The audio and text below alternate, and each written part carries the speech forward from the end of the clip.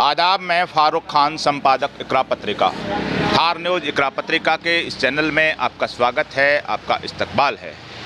हरियाणा जो विधानसभा चुनाव है 2024, जिसकी जो पोलिंग है 5 अक्टूबर को होनी है, और हरियाणा के अंदर जो हमारी कवरेज यात्रा है, जो पुन्हाना विधानसभा क्षेत्र के सिगार गांव के बस स्टैंड पे हम खड़े हैं, और यहाँ हम लोगों से जानना चाहेंगे कि यहाँ की जो विधानसभा है पुन्हाना, इसमें किसका पलड़ा भारी रहेगा, कौन कमज़ोर रहेगा और कौन है किस वजह से कमज़ोर रहेगा, और जो दूसरी पार्टियों के जो उम्मीदवार हैं या जो अन्य निर्दलीय हैं उनका क्या प्रभाव रहेगा, उससे कौन सी पार्टी को फ़ायदा होगा, कौन सी पार्टी को नुकसान होगा।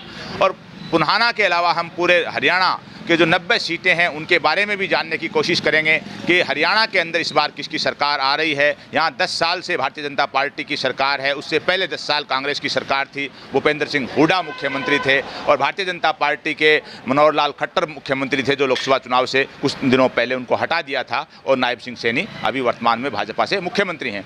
तो हम पूरे हरियाणा का भी जानने की कोशिश करेंगे और पुन्हाना की भी जानने की कोशिश करेंगे कि पुन्हाना में माहौल क्या है और क्या रहेगा। जी, क्या नाम है आपका साहब? बशीर। इसी गांव के हो जी। क्या लग रहा है आपको चुनाव में? इलियास जीत तो।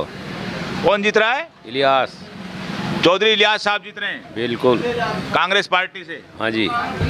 तो जीतने के कारण बता सकते हो? क्या क्या कारण है जीतने के, वजह क्या है? अब जीतने कारण तो वे बताएंगे जो मतलब कुछ बहुत ज़्यादा जानकार है जो वो बैठे और वो बताएंगे। हाँ। ये बशीर साहब कह रहे हैं कि चौधरी इलियास साहब जीतेंगे। जी भाई, आपका क्या नाम है? अशरफ जी। अशरफ भाई, क्या लग रहा है आपको? जी, कांग्रेस जीत रही है, इलियास जीत रहा है। कांग्रेस जीत रही है जी। और पूरे हरियाणा की बात करें तो पूरे हरियाणा में कांग्रेस ही आएगी जी। सरकार आ रही है कांग्रेस जी, की? कांग्रेस सरकार आएगी जी। अच्छा, तो ये जो और पार्टियां हैं, जेजेपी है, इनेलो है, आम आदमी पार्टी है, चंद्रशेखर रावण की पार्टी है, इन लोगों के उम्मीदवार भी काफ़ी संख्या में खड़े हैं, उनका क्या प्रभाव रहेगा हरियाणा में और पुन्हाना में? ना जी, यहाँ तो कांग्रेस ही आएगी जी। इलियास का कोई प्रभाव नहीं रहेगा? नहीं जी। जी जनाब, कम कुछ तो बोलो। ना मैं ना बोल। जी भैया, क्या नाम आपका? अरशद। अरशद भाई, क्या लग रहा है आपको पुन्हाना में? पुन्हाना में रईसा ये तो सही कर रहे हैं। कौन है? रईसा थोड़ा जोर से बोलो। रईसा निर्दलीय हैं वो? हाँ, निर्दलीय। जीत रहे हैं आपके हिसाब से? हाँ, जीतेगा पक्का। अच्छा, तो ये भाई ये कह रहे हैं कि चौधरी इलियास जीत रहे हैं, आप कह रहे हैं रईसा जीत रहे हैं। हाँ, समझ तो सबकी अपनी अपनी होती है, सबका अपना अपना इरादा होता है। तो क्या वजह है कि आपके हिसाब से जो चौधरी रईसा है वो जीत रहे हैं चुनाव? अच्छा आदमी काम करता है सबके लिए। थोड़ा जोर से बोलो। अच्छा आदमी काम करता है सबके लिए। सबके लिए काम करते हैं। उन्होंने पिछली बार भी चुनाव लड़ा था। हाँ, लड़ा था। तो आपके हिसाब से जीत रहे हैं वो? हाँ, हमारे साथ जीत रहे हैं। जी भाई, आपको क्या लग रहा है पुन्हाना में क्या रहेगा? कांग्रेस आएगी जी। पक्की आ रही है? पक्की आएगी। कितने हजार वोटों से जीत रही है आपके हिसाब से? कम से कम 30,000 से। 30,000 से। और दूसरे नंबर पे? दूसरे नंबर पे तो रईसा ही आएगा। दूसरे पे? तो ये जो और जो पार्टियों के आदमी खड़े हैं उनका क्या प्रभाव रहेगा पुन्हाना में? यहाँ नहीं है जी। नहीं है कोई प्रभाव? नहीं। और बीजेपी? नो, बीजेपी भी नहीं आएगी। मतलब आपके हिसाब से बीजेपी पुन्हाना में दूसरे नंबर पे भी नहीं है? नहीं। हाँ भाई, वोट है क्या आपका? आपका है वोट? इधर आओ, आप आओ इधर, इनसे पूछें पहले इनसे। हाँ भाई, क्या नाम है आपका?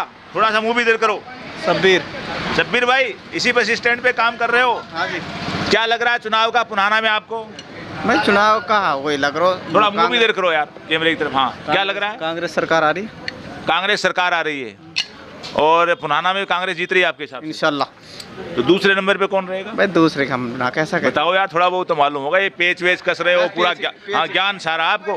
पेच ही कस रहे हैं हम तो। हैं? पेच ही कस रहे हैं। नहीं, पेच क्यों कस रहे हो? अरे मजदूरी तो करनी है हमने। नहीं वो है, आज तो सियासी पेच क्या लग रहा है आपको दूसरे नंबर हमने का? तो ये कई ले कांग्रेस सरकार जीतेगी, बस इतना पता बस। अच्छा, एक चीज़ ये बताओ आप कि ये जो हरियाणा की जो सड़कें हैं, ये खासतौर से मेवात के इलाके की, ये इतनी दुर्दशा क्यों है? यहाँ बीजेपी भी कर रही है, खूब विकास कराया, कांग्रेस ने भी भूपेंद्र कोई राय सबसे पिछड़े हुए इलाकों है, ही ना करा कोई भी काम। तब होटल से पुराण तक 4 घंटा में निकलेंगे, इतना रोड टूटो पड़ो। कितनी किलोमीटर? 14 किलोमीटर है। 14 किलोमीटर। हाँ, पुनाना से और होडल 14 किलोमीटर दूर है और इतने तक खड्डे हैं कि गाड़ी साल टेढ़ी हो जाए। तो कांग्रेस का राज भूपेंद्र हुड्डा का रहा था 10 साल, तो क्या तब वो रोड सही थी क्या? जब हमने पता ही नहीं, पता नहीं है। तो अभी अगर कांग्रेस आ रही है तो क्या ऐसा वादा किया कि रोड बना देगी? ना बात कायम ना करो, वादा भी नहीं किया है ना करो। और बीजेपी ने भी कोई सुनवाई नहीं करी। कुछ भी ना, जब कुछ भी ना हुई थी। तो ये सबसे बड़ी एक नाउमीदी वाली बात है कि जैसे भाई बता रहे हैं कि 14 किलोमीटर की रोड है, 4 घंटे में पार करते हो उसको। कम से कम 2-3 घंटे लग जाए पुराने सिंगार तक, इतना रोड टूटा तो पड़ा। 10 साल में भूपेंद्र सिंह हुड्डा मुख्यमंत्री थे, तब भी उन्होंने इन चीज़ों पे कोई ध्यान नहीं दिया था। और अभी 10 साल से भारतीय जनता पार्टी की सरकार है तो उन्होंने भी कोई ऐसा ध्यान नहीं दिया कि इन रोडों का क्या हाल है। हम भी मेवात के इलाके में घूम रहे हैं, जो रोडों का वाकई बहुत बुरा हाल है। और कस्बों की गलियों की अगर बात करें तो उनका तो पूछो ही मत। तो उस पर कोई भारतीय जनता पार्टी ने भी कोई खास ध्यान नहीं दिया 10 साल में। और कांग्रेस की, जैसा कि ये भाई बता रहे हैं कि मतलब उम्मीद नहीं है, हालांकि ये कह रहे हैं कि सरकार कांग्रेस की आ रही है और यहाँ भी पुनाना में भी कांग्रेस जीत रही है। जी भाई, क्या नाम आपका? अरमान है जी मेरा नाम। वोट पड़ेगा आपका? जी। तो क्या लग रहा है आपको पुनाना में? जी फिलहाल तो अभी नहीं बता सकते, इलेक्शन है, कोई भी जीत सकता है। अच्छा, आप कहाँ तक पढ़े हुए हो? जी मैंने ग्रेजुएट कर रहा हूँ। ग्रेजुएशन कर लिया। बेरोजगारी का एक बड़ा मुद्दा है देश के अंदर, जाहिर सी बात है वो पुनाना में भी है, हरियाणा में भी है।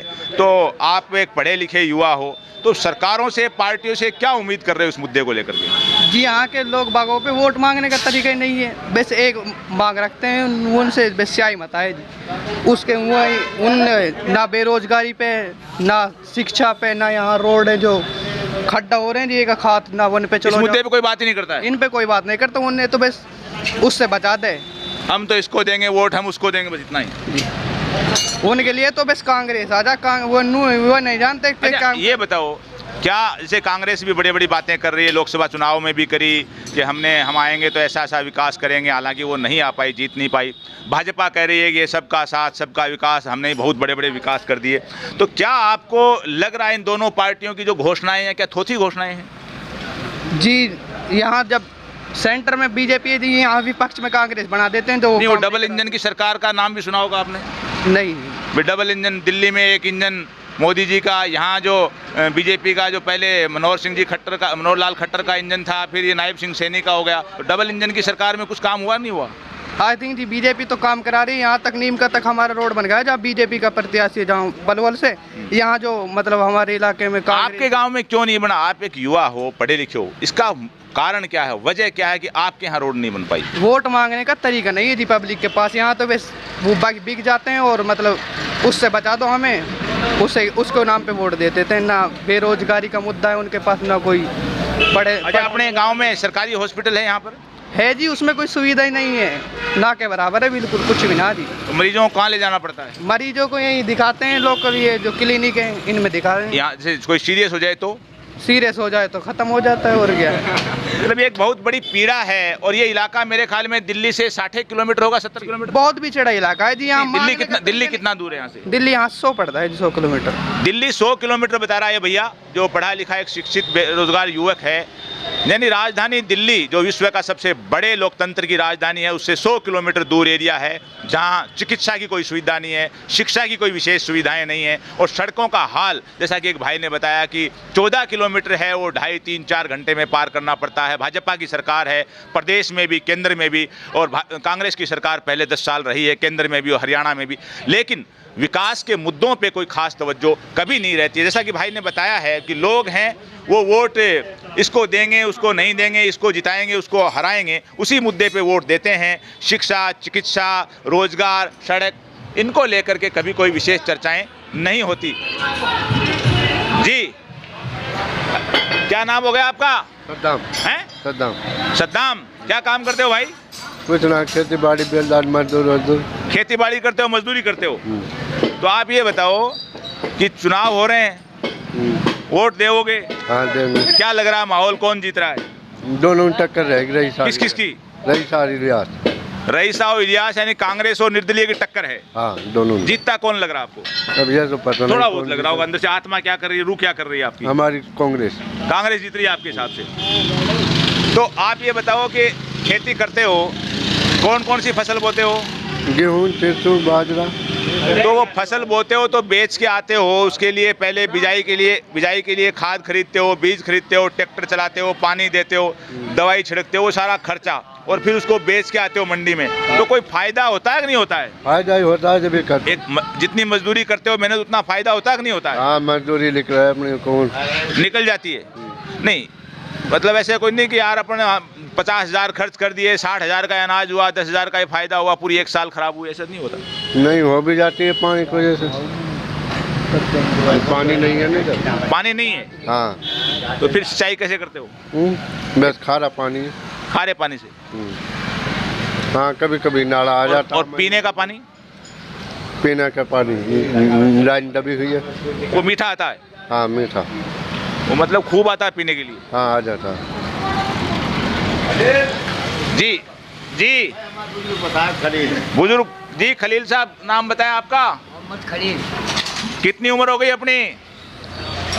72 की है जी। हैं? 72 साल उम्र हो गई। खूब चुनाव देखे हैं, पहले हरियाणा और पंजाब एक हुआ करता था, और हर बार आप वोट डालते हो। अभी 5 तारीख को वोट है, यहाँ पुन्हाना में क्या माहौल लग रहा है आपको? कांग्रेस जीतेगी, लियास पक्की जीत रही है इंशाल्लाह। और पूरे हरियाणा में? पूरे हरियाणा में जीतेगी कांग्रेस, सरकार आ रही है कांग्रेस की इंशाल्लाह। तो कांग्रेस की सरकार आ रही है, आपके हिसाब से बीजेपी की जा रही है, तो बीजेपी की सरकार जाने के क्या कारण है, वजह क्या है? वो परेशान करते हैं लोग बाग, पानी नहीं आता, हमारी बहन बेटी परेशान रहती हैं पानी से, बिल्कुल पानी ना, बिजली बीजेपी ने कोई ध्यान नहीं दिया? ने कुछ ध्यान नहीं दिया अभी, सिर्फ परेशान करती है। परेशान कहते रहे आपको, न नलकी आती हैं न बिजली आती हैं, बहन बेटी सब बाहर से पानी ला के पीती हैं बेचारी। अच्छा अब्बा जी, आप एक बात बताओ, आप बुजुर्ग आदमी हैं, जो माहौल देश का बना है और मेवात को ख़ास तौर से एक टारगेट रखा जाता है, आपके यहाँ भी कई साल यहाँ नूह में फसाद भी हुआ था, तो मेवात को एक टारगेट बनाया जाता है कि मेवात में तो ऐसा है, वहाँ तो अपराध होते हैं, वहाँ गो तस्करी होते हैं, एक टारगेट बना करके मेवात को बनाया जा रहा है। ये माहौल इन सालों में जो बढ़ा है, इसकी वजह क्या है? इसकी वजह यही है कि कभी आया नहीं, कोई देखने भी नहीं आया, सब बहन बेटियाँ जंगल में सो रही हैं, बैठ रही हैं। नहीं, ये जो माहौल ख़राब हुआ है देश का, नहीं ये देश का माहौल ख़राब हुआ है, इस राज के आने के बाद हुआ है या पहले से ही ख़राब था? ये तो अब हुआ जी खराब, बीजेपी के राज में ख़राब हुआ। हाँ, बीजेपी के राज में खराब हुआ। तो ये जनाब कह रहे हैं कि जो माहौल ख़राब हुआ है, मेवात को जो टारगेट बनाया गया है वो बीजेपी के राज में ज़्यादा बनाया गया है। और ऐसी बात नहीं है, मेवात एक बेहतरीन इलाका है और इतिहास इस बात का गवाह है कि जो मेव कौम है, मेवात का इलाका है, इसने जो भी आक्रमणकारी आया, जो भी जालिम आया, उसका मुकाबला किया, उसको धूल चटाई, और दिल्ली की चौखट से लेकर के हरियाणा और राजस्थान और आगरा मथुरा तक ये जो इलाका है, ये कभी किसी से ये कौम दबी नहीं, लेकिन एक षड्यंत्र के तहत, एक साजिश के तहत टारगेट हमेशा मेवात को बनाया जाता है। इसको अपराध का अड्डा बताया जाता है, इसको गो तस्करी का अड्डा बताया जाता है। लेकिन अगर बात करें तो धरातल पे उतर के देखें तो ये जो महिमा मंडन होता है मेवात को बदनाम करने का, ये तो जाहिर सी बात है, बड़ा आसान है करना, चाहे प्रेस वाले करें, चाहे नेता करें, चाहे कोई भी करें। लेकिन मेवात की हालत अगर देखी जाए, गलियों की देखी जाए, सड़कों की देखी जाए, चिकित्सा की सुविधा हो, शिक्षा की सुविधा हो, इन सब को देखा जाए तो मेवात में ऐसा लग रहा है कुछ भी नहीं है कि आज़ादी के 70-80 साल बाद भी मेवात है, राजधानी दिल्ली की चौखट पे होते हुए भी बहुत ही पिछड़ा हुआ इलाका है देश का। उसके ऊपर कभी भी सरकारें कोई खास तवज्जो नहीं देती हैं। कांग्रेस है वो सरकार बनाने के दावे कर रही है कि हरियाणा में पूर्ण बहुमत की सरकार हमारी आने वाली है। भारतीय जनता पार्टी सबका साथ, सबका विकास की बातें करती है, खोखले ढकोसली बातें करती है, लेकिन न भाजपा के शासन में कोई मेवात पे ध्यान दिया गया और न ही कांग्रेस के शासन में दिया गया। जहाँ तक जो बात है कि अभी जो घोषणा पत्रों की चर्चाओं की, उनमें भी मेवात को खास तौर से कोई तवज्जो नहीं दी गई है। न नेता हैं वो कोई खास वादे कर रहे हैं कि हम मेवात के अंदर ये करेंगे। मेवात के अंदर न कोई बड़ी यूनिवर्सिटी है और न ही मेवात के अंदर सबसे बड़ी बात कि नूह जो मेवात का एक बड़ा कस्बा है, रेल की लाइन नहीं बिछी है आज तक, यानी रेलवे स्टेशन भी नहीं है। ये सुविधाओं का हाल है। तो राजधानी दिल्ली के पास है, हम अगले और भी गाँवों में जाने की कोशिश करेंगे। आज के इस एपिसोड में बस इतना ही। जय हिंद, जय भारत।